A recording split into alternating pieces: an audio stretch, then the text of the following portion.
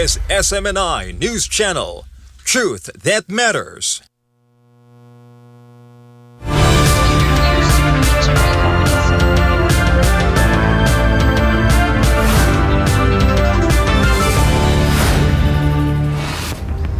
In the headlines, first diplomacy in motion. U.S. Special Envoy Steve Witkoff says talks with a senior Russian envoy were productive and constructive. Washington presses ahead with efforts to broker a settlement between Russia and Ukraine. Rising strains in the Caribbean. The United States seizes another oil tanker linked to Caracas, with Venezuela warning it is spread to defend its interests as pressure grows in Caribbean. Border fighting escalates between Cambodia and Thailand. Thai forces damage a key bridge in an airstrike, disrupting a major route as fighting with Cambodian forces intensifies. Deadly shooting in South Africa. 9 people are killed, at least 10 others wounded after gunmen opened fire at tavern. Authorities describe the shooting as an unprovoked attack. Panama marks a painful anniversary. Demonstrators and families of victims mark 36 years since the U.S. invasion, honoring the dead and renewing calls for national sovereignty. A cinematic first in China. China unveils its first fully AI-generated animated movie in a test screening, a milestone for the country's film industry. And in sports, Kylian Mbappé matches Cristiano Ronaldo's Real Madrid goal, marked for a calendar year as Madrid defeats Sevilla 2-0. I'm Prince Tripoli. Newsline World starts now.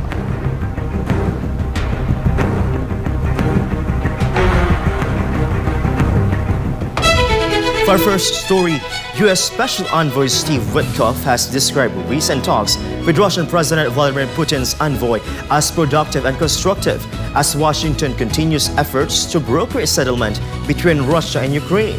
Paul Montibon reports. Washington says momentum continues in diplomatic efforts to end the war in Ukraine after U.S. Special Envoy Steve Witkoff described talks with the senior Russian envoy as productive.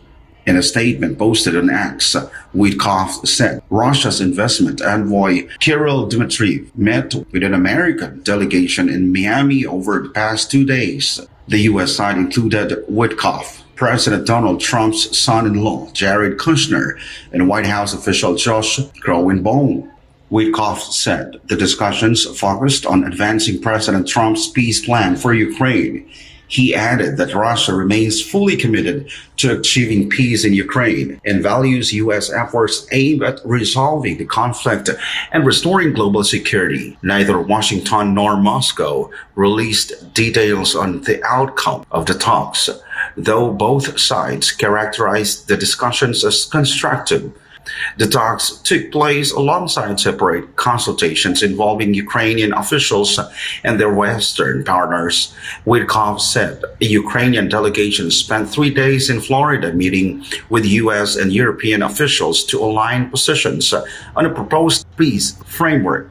According to Witkoff, those discussions covered security guarantees for Ukraine, economic reconstruction plans, and timeliness for next steps. The Kremlin said Dmitriev will brief President Vladimir Putin upon his return to Moscow.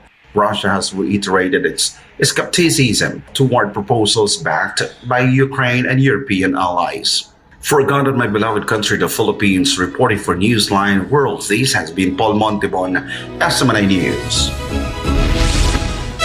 The United States has seized another oil tanker linked to Venezuela as tensions between Washington and Caracas continue to escalate over sanctioned oil shipments and military pressure in the Caribbean. Jane Kudnita reports.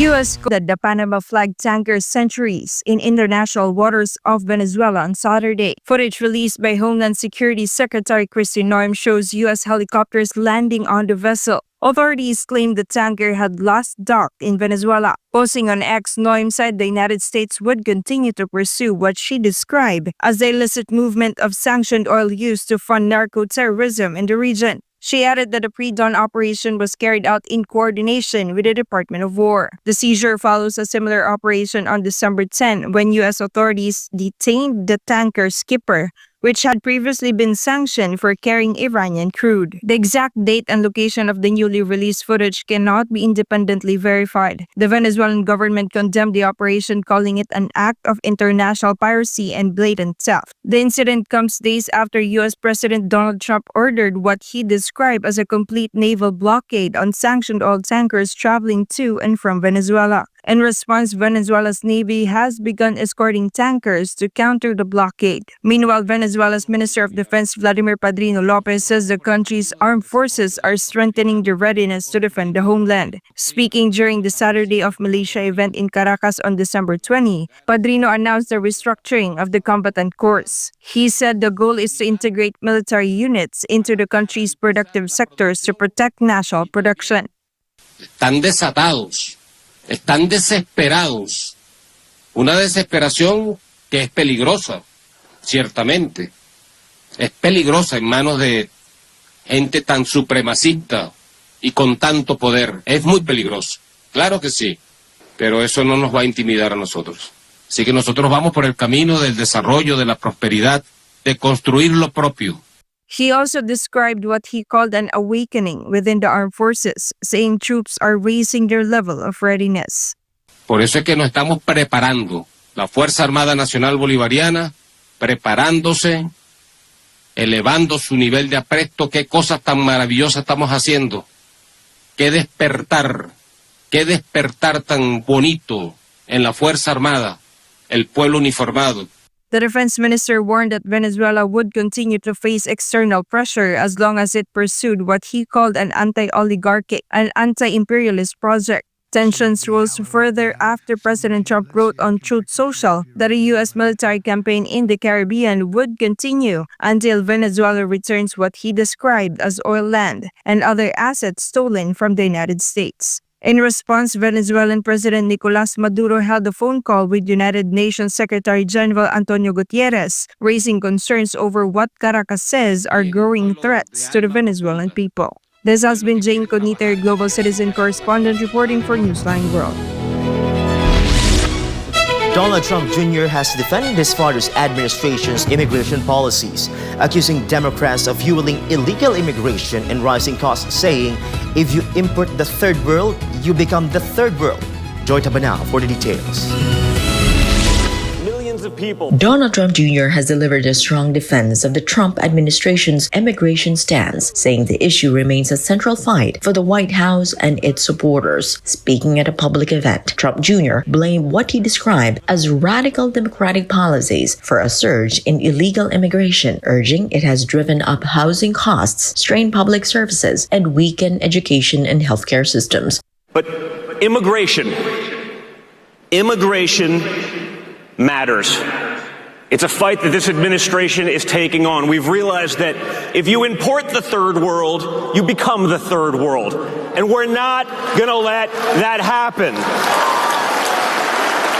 Because of radical Democrat policies, millions of people poured into this country that should have never been there. He also claimed the administration is making progress, referencing former immigration enforcement official Tom Hooman and declaring that the movement is winning and taking back the country. Meanwhile, Trump Jr. said the current political climate reflects years of frustration among Americans who feel left behind, particularly young voters who he said were disadvantaged by diversity, equity, and inclusion policies. This presidency, guys, didn't happen by accident. There's been a long undercurrent of Americans being felt left behind. Joy Tabanao, your citizen correspondent, reporting for Newsline World. Up next, deadly shooting in South Africa. 9 people are killed and at least 10 others wounded after gunmen opened fire at tavern. Authorities describe the shooting as an unprovoked attack. And Panama marks painful anniversary. Dam administrators and families of victims mark 36 years since the U.S. invasion, honoring the dead and reviewing calls for national sovereignty. More news after the break.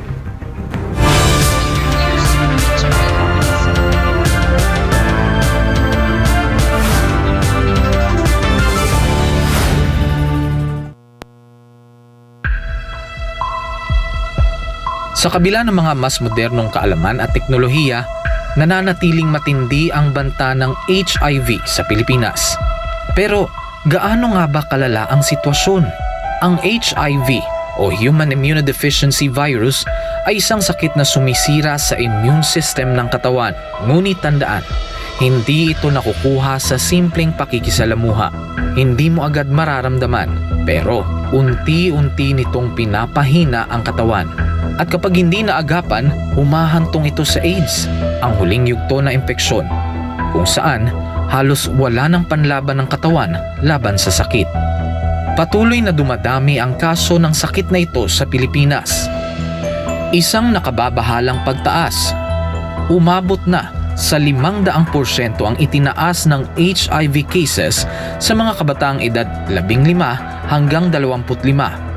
Ayon mismo sa Department of Health, 56 na bagong kaso ang naitatala kada araw sa bansa mula Enero hanggang Marso 2025.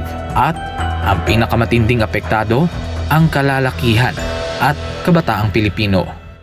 Dahil dito, ang Pilipinas na ngayon ang may pinakamataas na bilang ng bagong kaso ng HIV sa buong Western Pacific region. Isang indikasyon ng lumulubahang sitwasyon, kaya nananawagan ng Department of Health gawing opisyal at urgent ang laban sa HIV sa pamamagitan ng isang Public Health Emergency Declaration. Kalalakihan ng pangunahing apektado, 95% ng bagong kaso ay lalaki, mahigit 1/4 ay kabataang nasa edad 15 hanggang 24. Habang wala pang deklarasyon, patuloy ang DOH sa mga sumusunod na hakbang: HIV testing, libreng gamot, self-test kits, at pakikipagtulungan sa DepEd para sa edukasyon sa mga paaralan. Isinulong rin ng DOH ang online patient appointment system para sa HIV patients. Layunin nitong gawing mas madali at mas personal ang pag-access sa libreng gamutan at konsultasyon. Ayon sa schedule ng pasyente, ang HIV ay hindi tulad ng flu. Hindi ito basta naipapasa sa hangin. Ito ay naipapasa sa pamamagitan ng personal na desisyon. Kailangan din nating pagtuunan ng pansin ang ugali, disiplina at personal na responsibilidad. Isang paalala mula sa SMNI.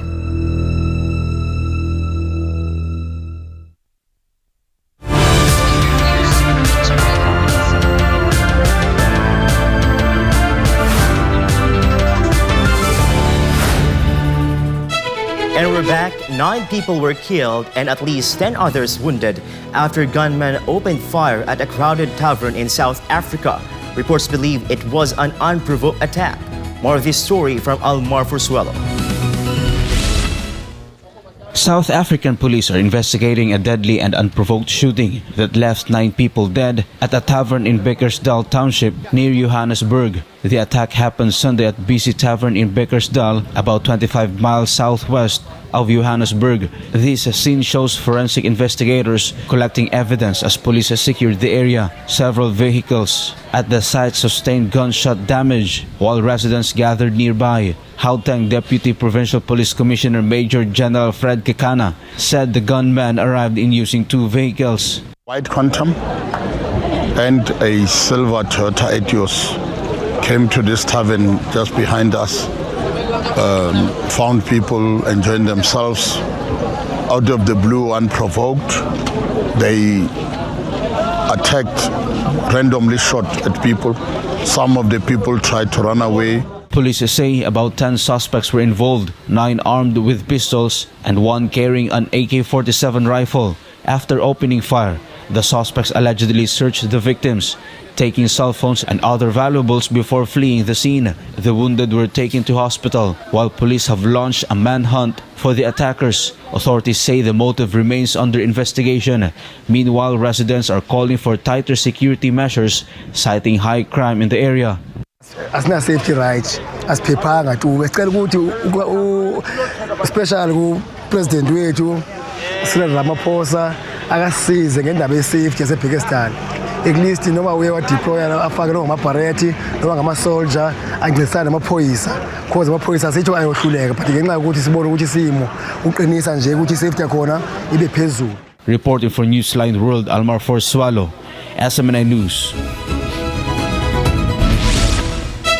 Several people were detained after an anti-immigration rally was met by a counter-protest in the Dutch city of Apeldoorn as tensions flared over the country's immigration and asylum policies. Franco Baranda reports.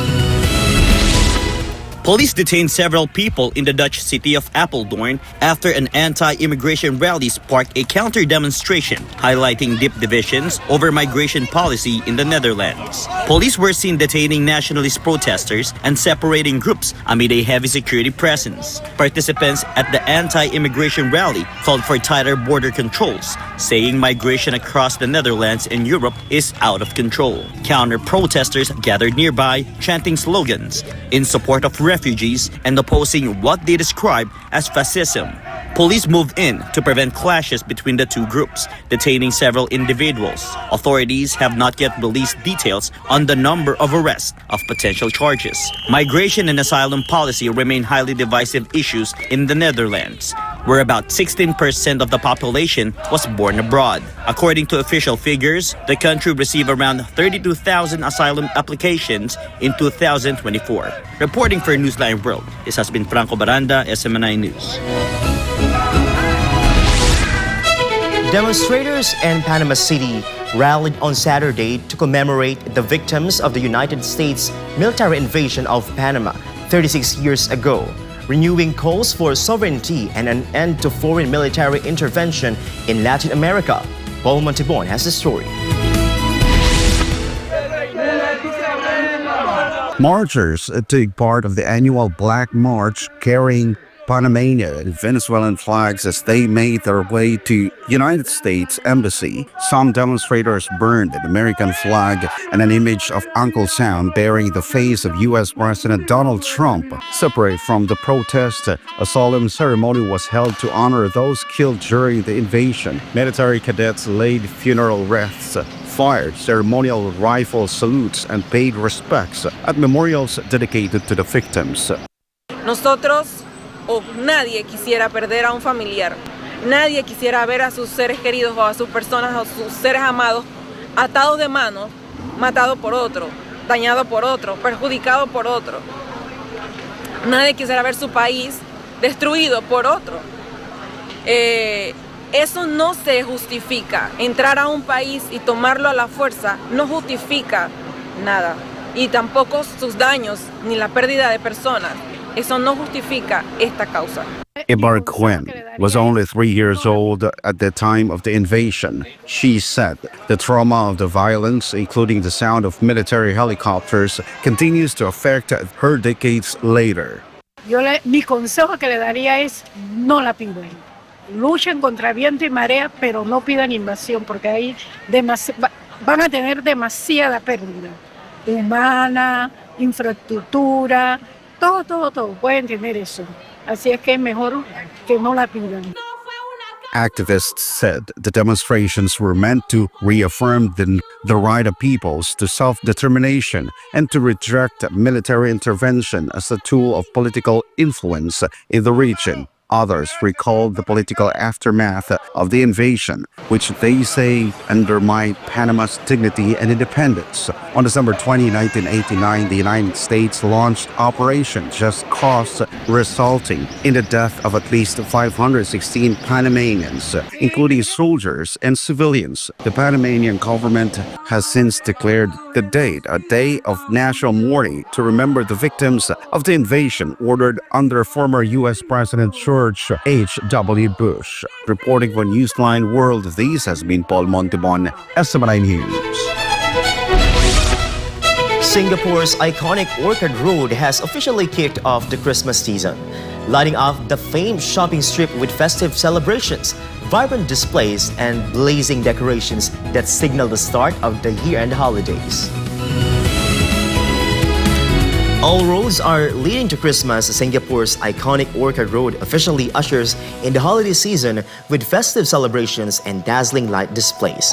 Visitors are soaking in the festive atmosphere as Singapore's iconic shopping belt transforms into a vibrant Christmas destination, drawing crowds with its bright lights, decorations, and seasonal performances.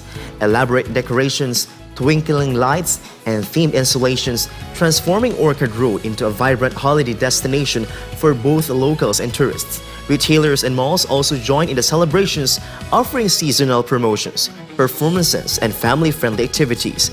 Organizers say this year's display aims to boost holiday cheer and tourism, reinforcing Orchard Road's reputation as one of Asia's most popular Christmas destinations. The festive lights and events are set to run through the end of the year, making Orchard Road a must-visit stop as Singapore embraces the spirit of Christmas. When we return, border fighting escalates between Cambodia and Thailand. Thai forces damage a key bridge in an airstrike, disrupting major route as fighting with Cambodian forces intensifies. A cinematic first in China. China unveils its first fully AI-generated animated movie in a test screening, a milestone for the country's film industry. And in sports, Kylian Mbappé matches Cristiano Ronaldo's Real Madrid goal mark for a calendar year as Madrid defeats Sevilla 2-0. Newsline World will be back after this break.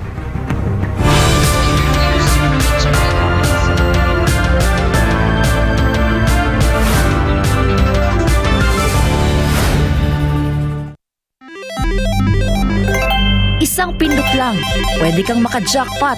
Mukhang masaya at easy money lang. Sa murang halaga, pwede ka na tumaya sa online gambling at e-casino apps. Mayroong sabong, slot machines, mahjong, poker at iba pa. Kailangan mo lang ng smartphone, e-wallet at internet. Pero ang aliw na ito, unti-unting nagiging bitag para sa mga Pilipino. Lalo na kung ang paborito mong artista o influencer ang mukha ng app. Mas madaling makaengganyo, diba? Parang safe naman kasi may kilalang mukha. Pero sa likod ng ngiti, sugal pa rin ang itinutulak. At syempre, mas madali ring itago ang pagkalulong sa bisyong ito. Walang pisikal na kasino o pasugalan, walang kaharap, walang accountability, kaya't mas lumalala ang adiksyon. Dagdag pa rito, maraming online gambling apps at walang regulasyon. Sa likod ng mga makukulay na interface at papremyo, nakatago ang problemang bumabalot ngayon sa bansa. Ang pagkalulong ng maraming Pilipino sa online gambling. Pwede maglaro kahit saan, kahit kailan, kahit sino, bata man o matanda, pwedeng malulong. Ayon sa mga eksperto, ang pagkakalulong sa online gambling ay nagdudulot ng matinding stress at anxiety, pagkakabaon sa utang, pagkawasak ng pamilya, pagkawala ng tiwala sa sarili. At tulad ng ibang bisyo, may mga senyales ito tulad ng hindi makapagpigil kahit walang pera, palihim na tumataya, pagpapabaya sa trabaho, pamilya o sarili. Sa bawat taya, may mga taong tunay na kumikita, mga malalaking negosyante at investors na negosyo ang bisyo ng masa. Para sa kanila, perang pumapasok lang ito. Pero para sa ordinaryong Pilipino, kabuhayan at relasyon ang nauubos. At ang masakit, tila matagal itong nahayaan. Hindi ito naging prioridad ng mga nakaupo sa taas hanggang sa sobrang lumala at halos naapektuhan na ang buong komunidad. Ngayon, sa dami ng nalulong at sa laki ng pinsalang naidulot, saka palalong umugong ang mga panukalang batas para higpitan ng online gambling, gaya ng pagbabawal sa paggamit ng e-wallets para tumaya, pagtaas ng minimum bet, mas mahigpit na identity verification, pag-block ng mga illegal na gambling sites, at bawasan o ipagbawal ang mga ads na target ang kabataan. Maaari itong magmukhang laro lang, pero sa katotohanan, isa itong sugal sa kinabukasan. Ang kita na dapat sa mga pangunahing pangangailangan o ipon na uubos sa sugal. At sa mundo ng online gambling, mas madali kang matalo kaysa manalo. Huwag hayaang sugal ang magdikta sa iyong buhay. Isang paalala mula sa SMNI.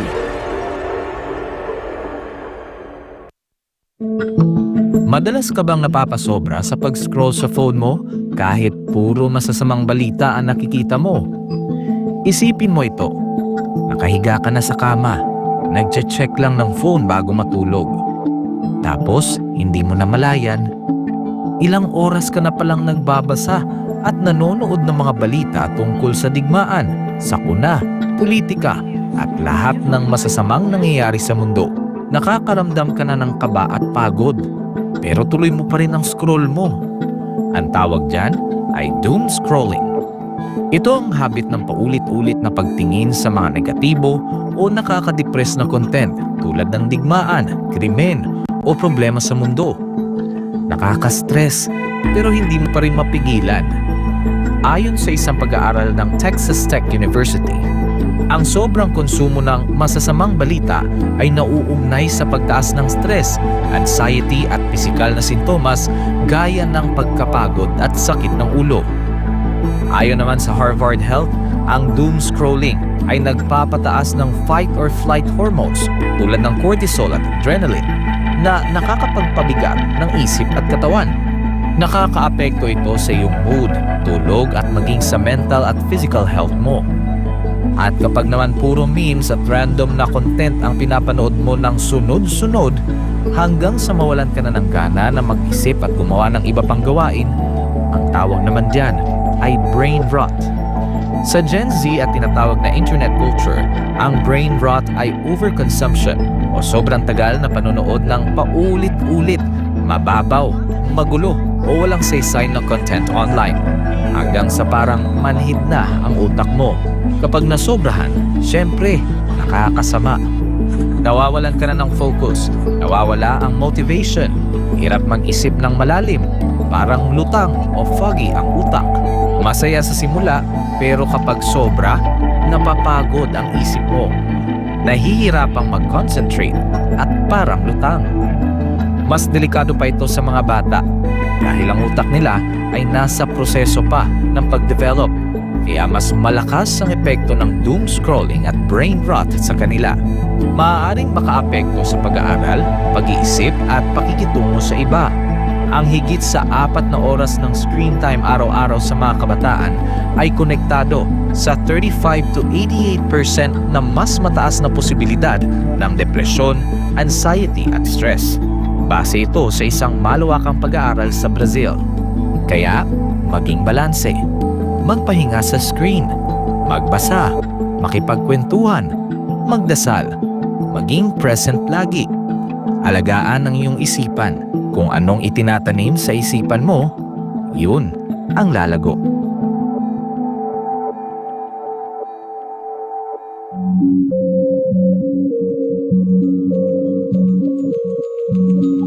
Sa panahon ng tag-ulan, hindi lang baha at ulan ang dapat bantayan, kundi pati na rin mga sakit na pwedeng makahawa. At dahil ngayon ay rainy season, nagbabala ang Department of Health laban sa tinatawag na wild diseases. 4 na klase ng sakit na karaniwang nakukuha ng tao tuwing maulan. Ito ang W o waterborne diseases, gaya ng pagdudumi o gastroenteritis. I o influenza-like illnesses, gaya ng sipon, ubo at lagnat. L o leptospirosis, na maaaring makuha mula sa ihi ng mga daga sa baha. At D o dengue, na dala ng mga lamok. Kapag baha, mas mabilis kumalat ang mikrobyo. Kaya't ugaliin ang paghuhugas ng kamay at agad maligo matapos lumusong sa baha. Ano ang dapat gawin para maiwasan ang wild diseases? Tumutok sa weather updates. Magsuot ng kapote at bota. Siguraduhing malinis ang iniinom na tubig. Agad kumonsulta sa health center kung may nararamdamang sintomas. Mainam din gawin ang 40 o ang taob, taktak, tuyo at takip para maiwasan ang dengue sa bahay at komunidad.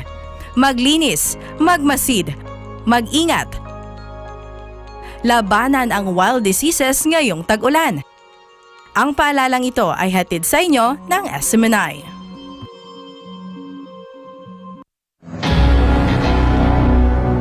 Maging alerto at handa tuwing may bagyo. Upang manatiling ligtas, narito ang ilang mahahalagang paalala. Manatili sa loob ng bahay. Iwasan ang paglabas, lalo na kung malakas ang ulan at hangin. Mag-imbak ng pagkain at malinis na tubig. Maghanda ng emergency kit. Manatiling updated sa lagay ng panahon. Maghanda ng mga flashlight at extra baterya. Panatilihing fully charged ang iyong cellphone. I-secure ang mahahalagang dokumento sa waterproof na lalagyan. Patayin ang kuryente, gas at tubig kung may banta ng pagbaha. Alamin ang iyong local emergency hotlines. Putulin o tapyasan ang mga sanga ng puno na maaaring mabuwal sa malakas na ulan at hangin. Lumikas agad kung inabisuhan ng mga otoridad. Maging ligtas at maging handa sa panahon ng kalamidad. Ang paalalang ito ay hatid sa inyo ng SMNI.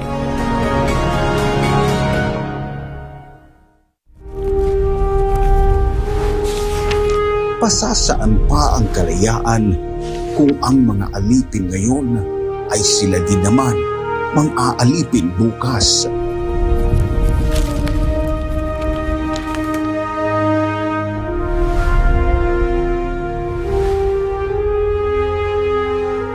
Ibigin mo ang iyong bayan ng sunod kay Bathala sa iyong kapurihan at higit sa lahat sa iyong sarili.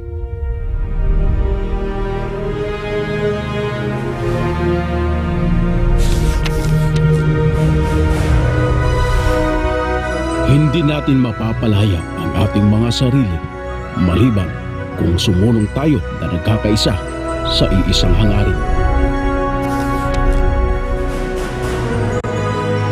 Ang tunay na makabayan ay ang tumutupad ng pagpapabuti ng kanyang mga kapwa, gaano man kaaba ang kanyang katungkulan. Naway magsilbing paalala ang kanilang mga salita upang lalo nating mahalin at tapat na paglingkuran ang minamahal nating inang bayan.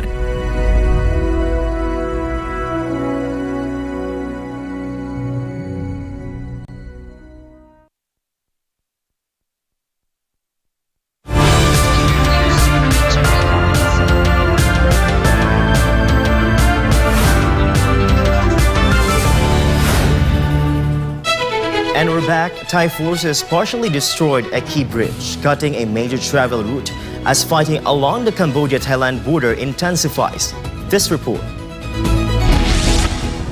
The Ojik Bridge, a key border crossing between Cambodia and Thailand, was bombed Saturday, cutting a major travel route between Cambodia's Sri Snam and Chongkal districts. The bridge was torn open with exposed metal bars and a nearby vehicle reduced to wreckage.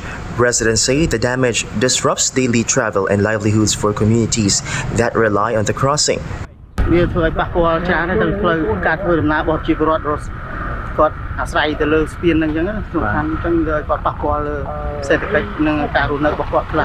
No casualties were reported, but the strike unsettled nearby villages. Some residents fled their homes seeking safety. The Royal Thai Air Force said the bridge was struck with precision-guided munitions fired from F-16 Fighting Falcons, describing it as a key supply route for Caribbean frontline troops.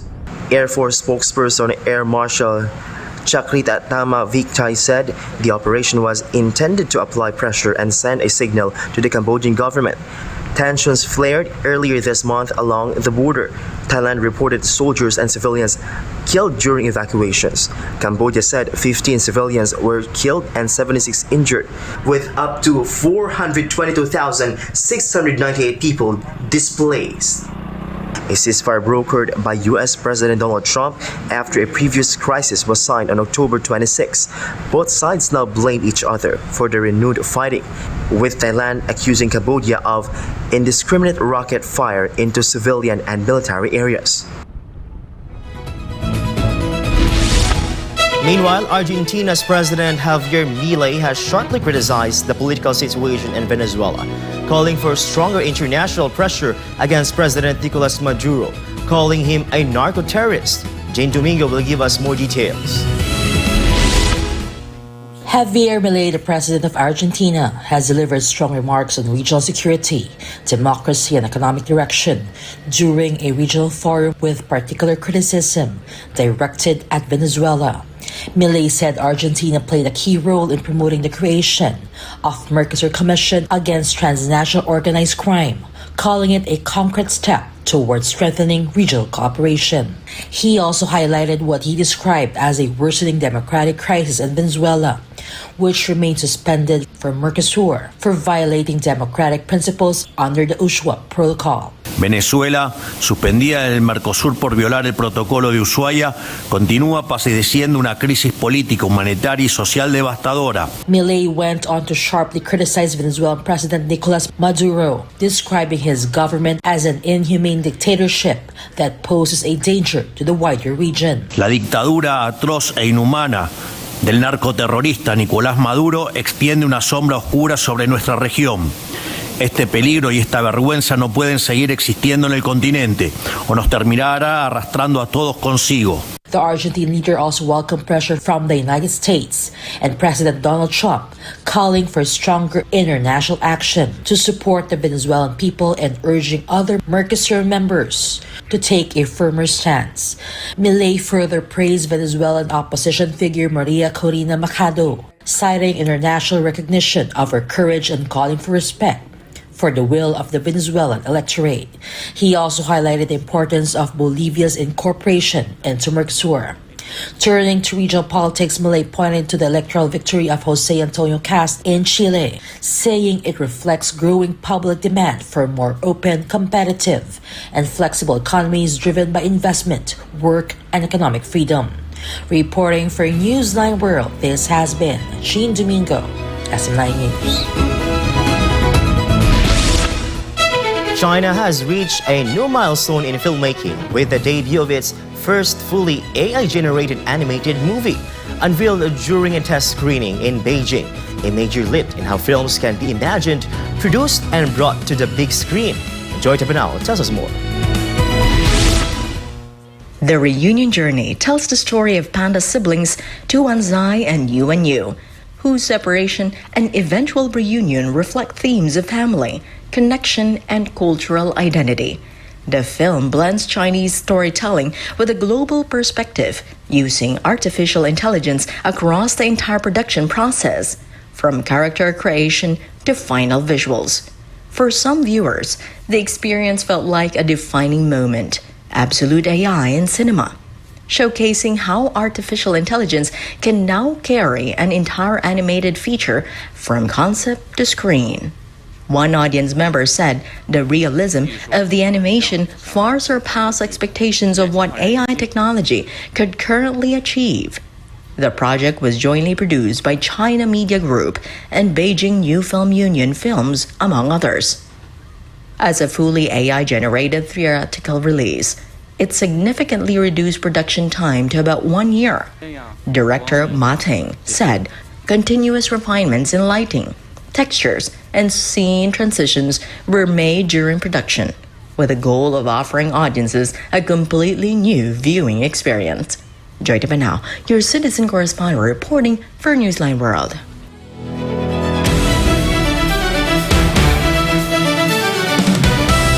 Kylian Mbappé matched Cristiano Ronaldo's Real Madrid record for goals in a calendar year after Los Blancos defeated Sevilla 2-0 in La Liga.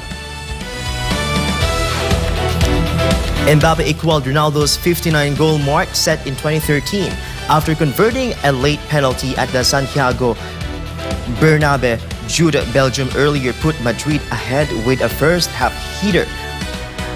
The win moved second place Real Madrid within 1 point of league leaders Barcelona and marked their third straight victory across all competitions. Sevilla showed early intent, but key savers from Thibaut Courtois kept Madrid ahead.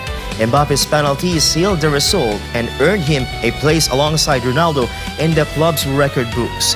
In combat sports, one women's straightweight kickboxing world champion Jackie Buntan is set for a rematch against Austria's Stella Hembecken-Bursur on a fight night 40 of February 14 in Bangkok. The two led men won fight night 35 where Hensberger scored 2 first-round knockdowns and won by unanimous decision, becoming Austria's first ever one world champion. Now Bhutan looks to settle the score and defend her kickboxing crown. Also on the card, Filipino fan favorite Danny the King Dad finally faces China's Yu Wolf Warrior, young in flyweight MMA action after their previous feud was called off due to injury. King Dad hopes to bounce back and prove he still belongs among the elite in one championship flyweight division.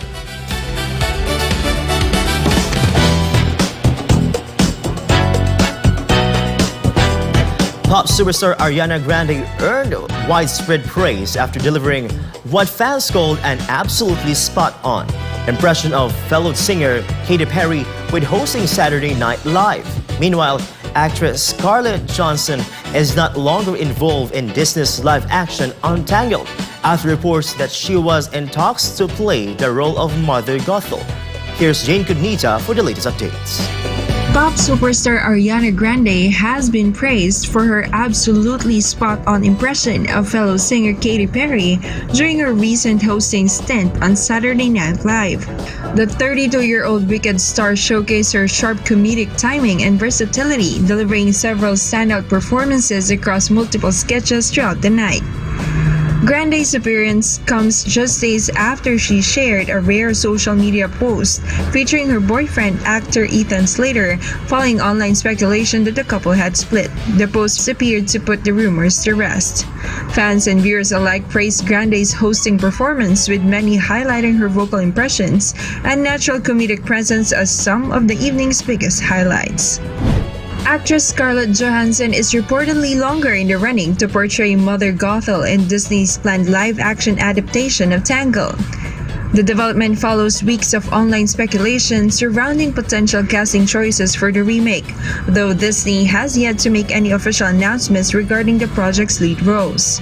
Released in 2010, Tangled is a modern retelling of the classic German fairy tale Rapunzel.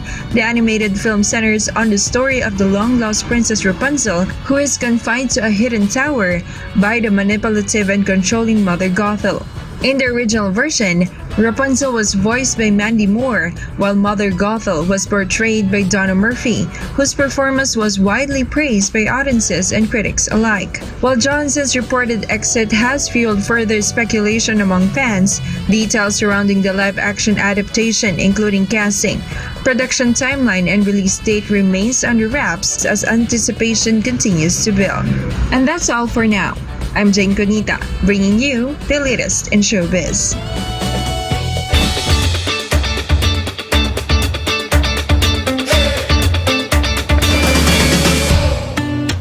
Pet owners and innovators in China are pushing the boundaries of animal activities by introducing an unusual experience: pet diving. Using specially designed sealed diving cabins, pets such as dogs, ducks, and parrots are now available or able to descend underwater alongside human divers in controlled environments. 和他一起去潜水，是像是和他一起去探索一种新的一个空间，是一种双向的选择。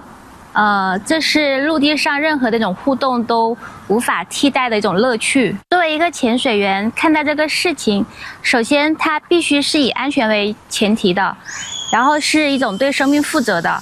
如果一旦过程中出现了任何的不适，就要必须终止这个活动。一切是以宠物的意愿为前提的。The concept was developed by inventor Chris, who began researching animal diving nearly 5 years ago. He says more than 60 animals have safely taken part in dives so far. 我是在5年前，2020年左右开始研究动物潜水。我们的本意是在广西的地下水域建立模拟太空栖息地。我们想到在水下也要有动物和植物跟我们共生，所以就开始研究动物潜水。在过去5年，我们有带60多只动物安全舒适地完成了潜水，像包括猫、狗、鹦鹉、鸭子、兔子之类的。今天我们也会有所展示，今天会有一只法斗犬、一只成年鸭子和一只小鹦鹉跟我们一起完成3次在水池里的动物潜水。According to Chris, pet diving follows the safety and equipped standards as human scuba diving, with one major difference. Industry observers believe the concept could reshape how people interact with their pets. As interest grows, developers say wider public acceptance will determine whether pet diving becomes a niche activity or a new trend in the global pet industry. 我觉得这个项目不在于潜水本身，而在于它改变了宠物行业的视角。今天我们是在泳池进行水下项目，将来我们可以来到大海，遨游大海。探索海底世界。如果这个项目被许多人理解，我们将是一个行业的改变。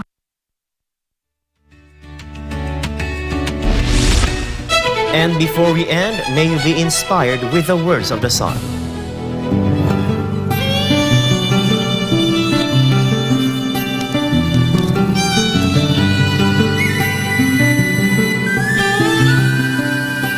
In everything you want to do, if you are committed, if you are consistent, you will succeed.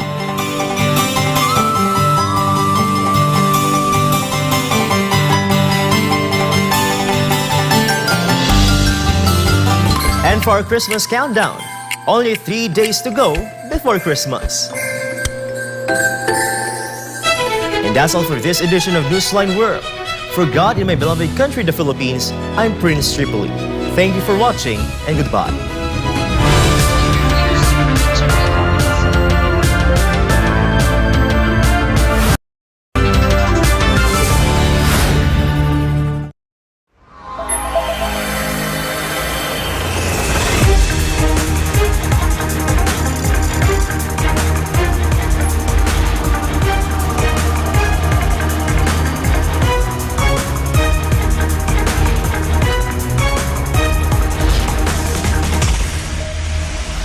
This is SMNI News Channel. Truth that matters.